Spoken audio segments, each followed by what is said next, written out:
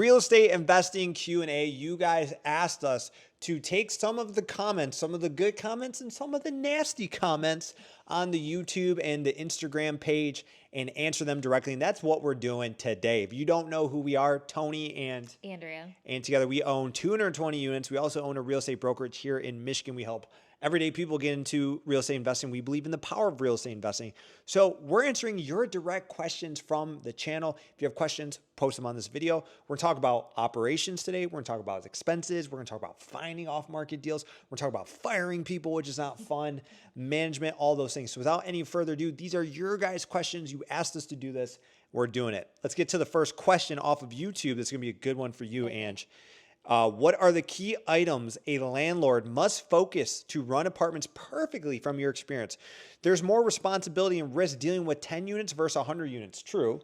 Definitely true. What are your risk mitigation, like that word, strategies to be an effective manager? How do we mitigate risk as owners? Because we don't just own 220 units, we operate. How? Take it, Ange.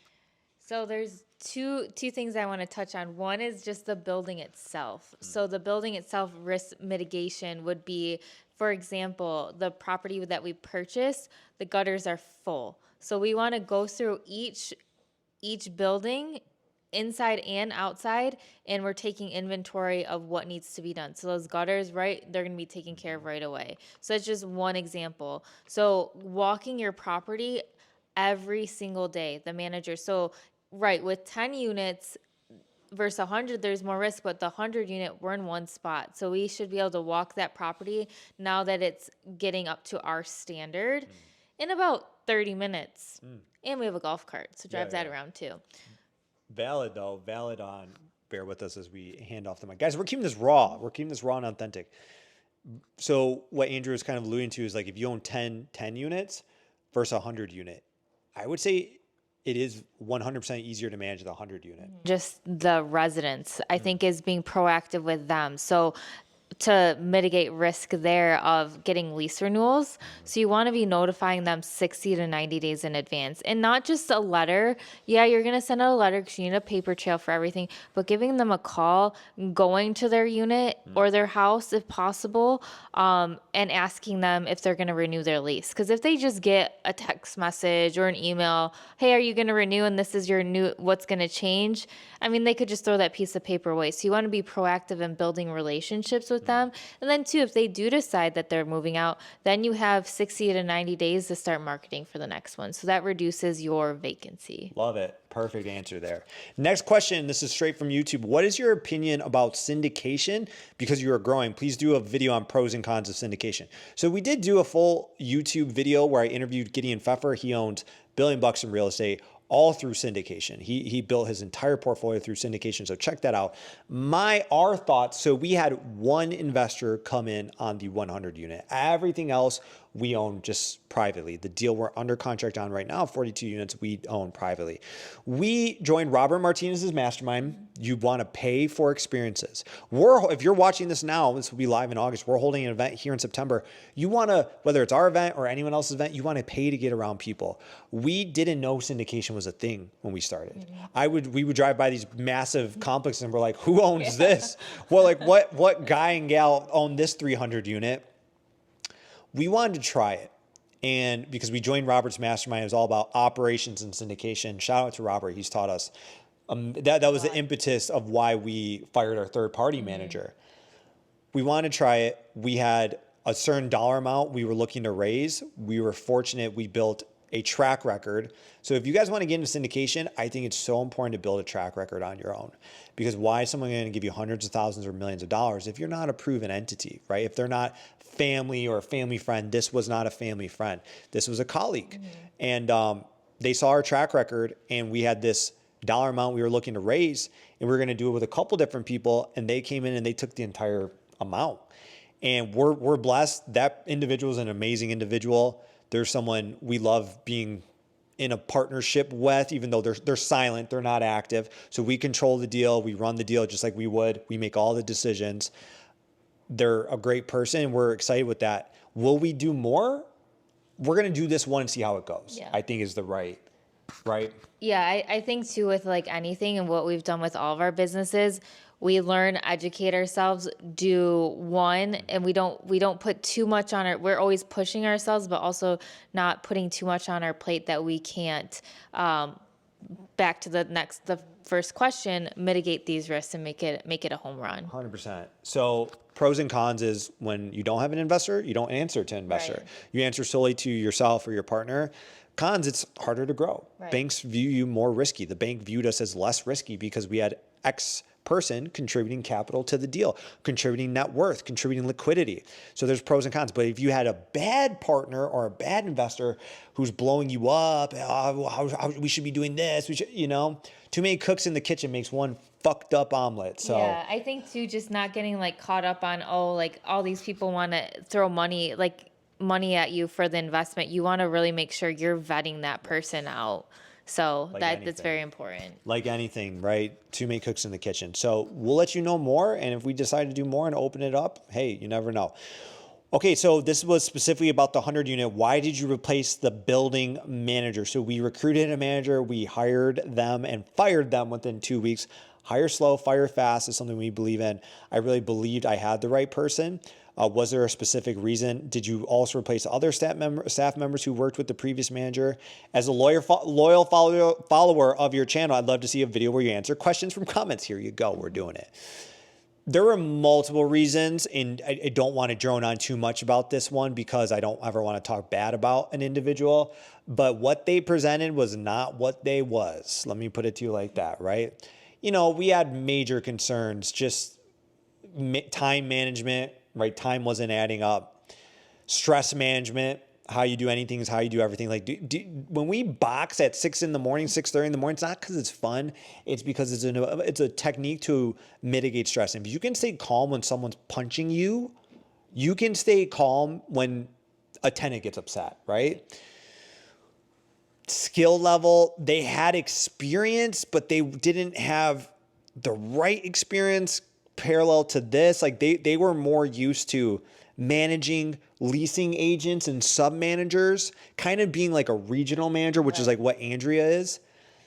They didn't have that. Like 100 units is one manager. Right. Like you are doing the leasing, you're doing the evictions, you're doing the turnover, you're doing all that. We knew right away. Andrea knew before I knew. And because I got flustered with Google Drive, she's like, Andrea was like, they just don't get Google Drive. I'm like, oh my God, should I have asked? Like, do you know how to do Google Drive? So big learning lesson, hire slow, fire fast. It's your business. I used to be a bad manager and be like, well, I feel bad, so I'll keep them. But it's our bottom line at the end of the day. And they don't feel bad about you. That's what I've learned.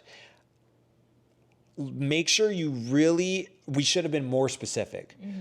Hey, you are in this manager chair. You are doing the leasing. You are doing the evictions. You are walking that property every day. Are you good with that? Now, too, we tell people, are you okay with uncomfortable conversations? Right. Hey, let's go walk a few doors together, knock on a few doors and see how they are. Every hire is a risk, and hire slow, fire fast, I would say. And we have the right manager now, though, with Crystal. So big thing, we promote from within. We look at our current team. We can do a whole video on this, but we look at our current team and we look at, okay, hey, do we have the right person here? But can we put them in a different role? And we've done that. So just key red flags way too soon. You shouldn't have that many red flags in your first 2 weeks. We made a decision. Congratulations, man and woman. I just have a quick question. Why did you buy it renovated and paid arms and legs? Paid arms and legs. Well, I don't know. I think that means a lot. Yeah. Whereas when you buy a property and renovate it yourself, it's cheaper. You can talk about this. Is it cheaper? I will talk about this. Is it cheaper when you buy a mic on that one. Tell them about the win, which has been a great deal, but tell them about the win. Tell them about that. I think it's all about like your lifestyle and what kind of investment that you want. For example, so we do have one. We do have a 16 unit that was super low on rent, needed to renovate every single unit. But I think it's taken us about 2 years to get that stabilized, and we still have like 4 or 5 units that haven't been turned because tenants had stayed there. But man, is that a project. I mean, unit turns, and when you say unit turn, you go, oh, I just need to change out cabinets and paint and carpet. Nope, here comes the furnace. Oh, here comes the AC that you need, the blinds, the windows. So it was whenever you're renovating, it's not always about budgeting more, but also your time. You need to budget your time more. So now that we've done both, I would hands down take a property that does not need renovation. Now that doesn't mean like this one was great. Everything was already updated. So they're below rents. So we already have room for improvement in the NOI. But like we have another property, our 56 unit. Best one. It's not 2024 standards, but it could use some updating maybe. But I mean, again, like we're not going to have to come in there and do this major renovation. So I would take a up-to-date property over a major rehab any day of the week. Because there's other ways you can increase your cash flow and the income to the property without doing a renovation. Talk about reducing expenses. That's a big thing. I mean, too, reducing expenses and just even actually following the leases. Another thing that I've really found is that managers are not implementing the leases. I mean, I've gone through leases where it's like they're not implementing the late fees, they're not implementing the pet fees, they're not implementing the pet deposits. I mean, we took over, the wash machines hadn't been touched in, they told us 6 months. So $1,000 a month. All that income in laundry, they were not getting. So now we took over, we're already getting income for that. So you have to find the ways without doing a major rehab, because that is way more cost effective than going in there and gutting units. And that will tie into our next question. What are typical ways to reduce expenses? So maybe break that a bit down more. But guys, you don't realize the risk involved on a major reposition. You don't know what you're getting until you get in there, right? So when we bought the 100 unit, while it was fully renovated and we paid arms and legs, we paid around, I'll put it to you like this, between 13 and 16 million. It's going to be worth well over 20 million when we're done. But we don't have the risk. We know we just have to operate it better. Right. We have to implement the fees, get people to pay on time, evict all the problems that were there, and reduce the expenses, which she'll talk about here. So our upside, because they bought it for 10, they exited, call it around 14. We bought, but they did millions in construction, which means, like Andrew said, who's managing that? You think you're just going to send a contractor and be like, okay, good job, good luck, right? Good luck. You can do it. I'll put it to you like this. When you go to refinance or sell, no one cares how you got to the NOI. No. They just say, what's the NOI? So why not do it this way? What are typical ways to reduce expenses when acquiring a new multifamily asset? So just talk about that. So the biggest thing is, obviously there's maintenance requests and repairs that come in. So one way to do it is to troubleshoot with your tenants. I would say 9 out of 10 times it's something that they can not fix on their own, that you're not taking care of them by any means, but oh, hey, I don't have power. Okay, did you check your GFCI? No, I didn't. Press that little button there, you have power in your outlets again. So troubleshooting with them before, because a lot of people, they think that we take care of everything. Now, don't get me wrong, there's major issues, we're going to take care of them, but they also too then they appreciate it, and there's a little bit more sense of like ownership when they realize like they can take care of some of these issues and I don't have to wait for maintenance to come so I can use my outlet again. So that's one way. Another way too is always assessing your independent contractors like grass, snow. One major way that we've reduced it in Michigan here with snow, we have one of our managers doing the sidewalks. Instead of parking lots and sidewalks that a third party would do, we just have him doing our sidewalks, which reduces a lot of expenses. Again, just being proactive and walking your units so that I didn't go in the basement for 2 weeks and there was water sitting in there for 2 weeks. So that was another major way we reduce expenses, of just having eyes on our property as a huge one. Hands-on ownership, right? And this is why, kind of tying back to the syndication question, if you can just buy your first 5 unit and learn how to run it and learn how to take care of it, you're so much more valuable as a syndicator. These large management companies, they get, like it said, electricity's not working, they send an electrician. Right. Toilet's not working, they send a plumber. So you get these massive charges because they don't have time to be like, hey, Mrs. Jones, did you check the toilet flap or whatever? But private owners do, because we know what it feels like to start with one house. Right. So that's just the big thing we noticed is, I remember when we had third-party management, you would just look at any request they just sent out, whoever, electricians, plumbers, and that just adds up. So operating it that way, being hands-on, being diligent. When it's your money, you protect your money. When a third party manager has your money, they don't protect your money, right? Great. So we already answered that. Tips for finding off-market, larger multifamily deals, and we'll probably conclude with this. Guys, if this was valuable, drop a comment below. Let us know, should we do more of these to where we kind of just take some of the best questions and comments, answer them raw, unfiltered, direct like this. Number 3, if you want to learn how we're doing what we're doing, we have 2 ways you could work with us. Number 1, you could hire our brokerage and the principal broker here, Stephan Group Real Estate. We work with clients from Florida, New York, California, not Venezuela, Peru, right? And teach them how to invest in Michigan. Michigan still gets the 1% rule. You can get cash flow at 1% of the unit price, which is massive. There's still massive opportunity here. We're holding an event in September, the one-day real estate mastermind, September 27th. Already selling out tickets, but you can check that out. But let us know any other questions you want us to answer. Put them in the comment section. We do this for you guys. We love the community we're building here. We're almost at 10,000 subs, baby. 10,000 subscribers. So we're excited. Let's get to 100,000. So drop a comment. It's valuable. Let us know. And if you need help, feel free to work with us. Last question. Question we always get. Tips for finding off-market, larger multifamily deals. We'll always get this question. Guys, I wish I had a good answer. Do you have a good answer? I mean, you're a broker and you give opportunities to people, but we've bought, I don't even know how many 220 units, but I think 8 or 9 apartment buildings, all but one have been off market. Relationships and track record.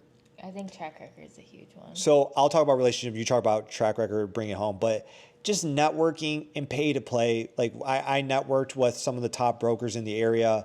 I offered to buy them lunch. I offered to buy them dinner. I offered to buy them cigars, bottle of wine, whatever it took just to get in their network. And when you just reach out to people, hey, send me deals, you're 1 in a million. Food, sex, and money is how you build relationships. Break bread with people, make money with people, spend money, invest in them. Like if you want to build a relationship with us and you won't spend the $4.97 to get a ticket at our event, it's like you just show us you're not serious. And if you're not serious about helping us, why would we be serious about helping you? That's a fair statement. We can only spend so much of our time doing things. We have to be very productive with our time. So food, sex, and money, explain the 2. The third you can figure out, right? Our morals don't go there. So figure that one out. But talk about track record and let's wrap up the video. But track records, like a broker doesn't, thank you. A broker doesn't just want to give this deal. Like when a broker gets a listing, it's a very important thing. That seller's trusting the broker to be like, you're going to bring me a buyer who will close, not go under contract. Go under contract's like, cool, you're under contract. Who will close the deal? So how do you if I'm wanting to invest in multifamily, you're a broker, you're controlling deals. How do I prove that if maybe I don't have that track record yet?